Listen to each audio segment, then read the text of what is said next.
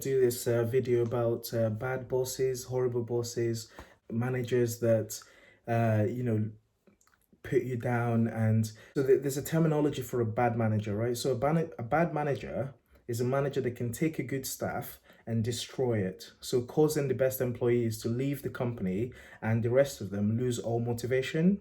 So the first thing I would say about a bad manager is one that definitely feels insecure about their posts. So if you feel like you've kind of brown nosed your way up and now you're a manager and you don't feel confident in what job that you are doing, and someone comes in and they can seem cocky or they can seem a bit wrong, and you think that, oh, I'm gonna show them, instead of kind of taking them under your wings and definitely, taking them on that journey of the company and actually treating them in the right way.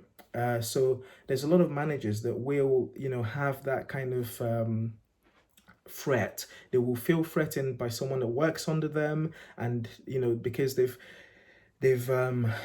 feel like they need to hard everything, they've got to do everything themselves. That's a bad manager. So I'm not trying to, I've done a lot of research on this, and that's why it's taken me a bit longer to release this video, because it's essential to remember that I'm not using real life examples. So I've read stuff online, and I've done some reading in the past through my master's course, and I've also done a leadership course through my master's course. So this isn't,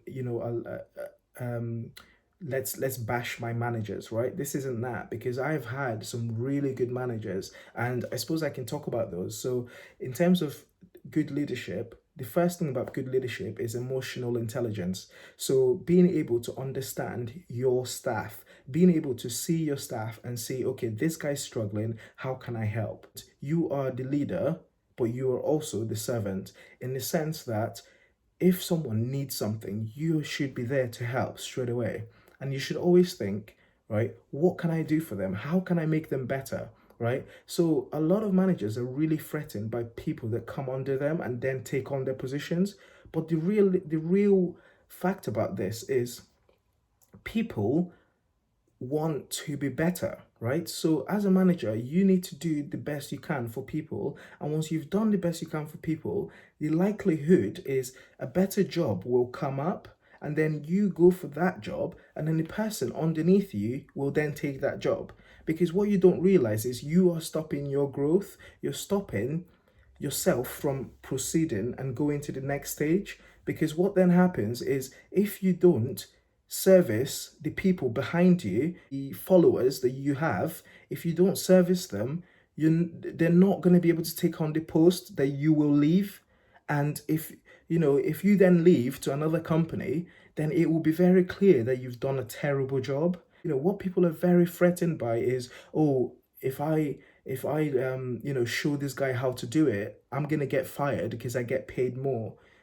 You know, in a lot of companies, this is not the case, because what happens is everyone is measured on how hard they work and what they are doing and how they do what they do. Are they working smart?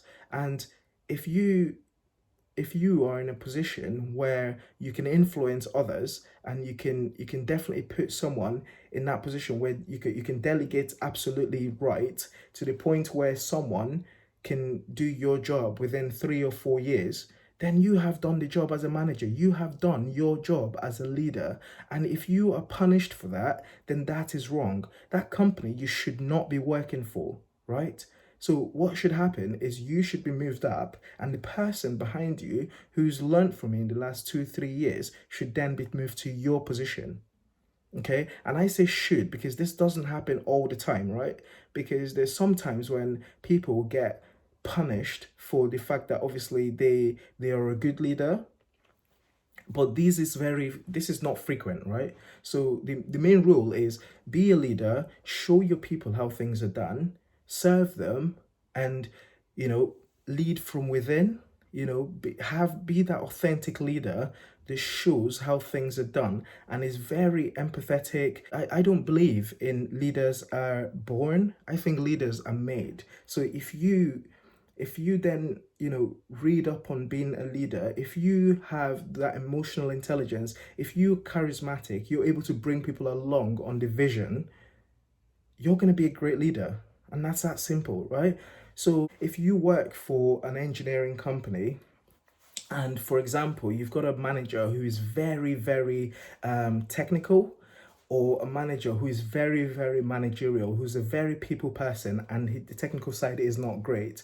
So there are two types of manager which we tend to struggle with in engineering industry. So the first one is that manager who, they've done a doctorate, they've done they've done a master's, they've got the bachelor's, they've had 30 years of experience, and this kind of manager is more likely to lose touch with the people side of leadership. So they can be very good at, bringing someone along the journey in terms of the technical aspect, and actually training the person on becoming an amazing engineer.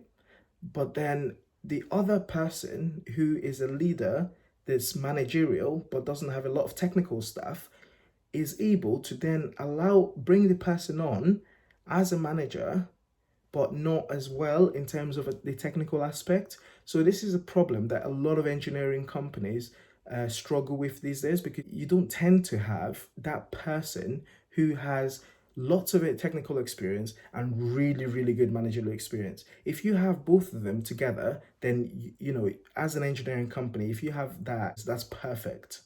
That is amazing. That is how you build an amazing engineering company. My managers, I've had good ones where they love to bring you together. They never isolate you.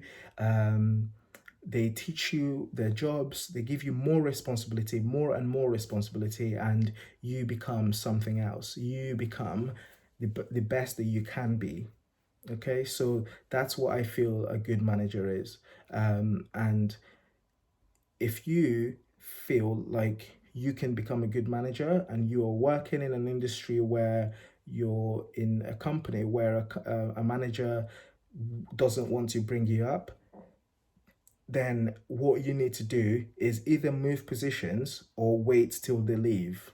Okay, so sometimes it's hard to wait till a manager leaves, because people can stay in jobs for 10, 20 years, and you don't want to wait that long. Then in that case, I would advise you to leave because your manager is wrong, right? So if you're in a position where the manager doesn't believe in you, you have to leave. And the best way to spot a bad manager in an interview is to read them. If you can see that this person is not right, it's quite difficult to tell at an interview stage if a manager is going to be good for you or not, right? So obviously they have liked you. Yes, they have liked you at the start of the interview process, but then what happens is you need to remember that you have 6 months probation and they have 6 months probation. And that also means that when you take your first 6 months and you don't feel that you've learned a lot in 6 months, 6 months is a long time. If you don't feel like your manager is taking you along the road, if he's not directing you in the right way, if you feel that he's inappropriate, if you feel that he or she is not if it's not after your interests, if they're not wanting to bring you along on the journey in terms of the future plans, if they don't start to think about the future plans, then you should be definitely thinking about leaving.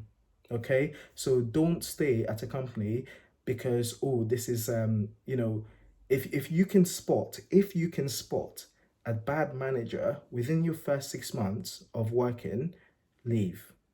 Because what happens is they will get worse.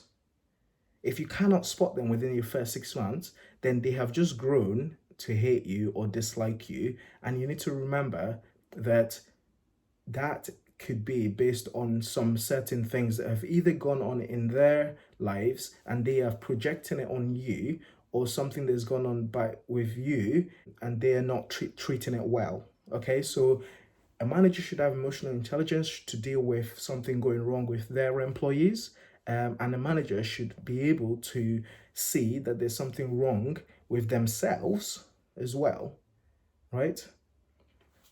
So I hope that's helped everyone. Thank you very much, guys. Please please subscribe to my channel, and I'll keep doing this. Thank you.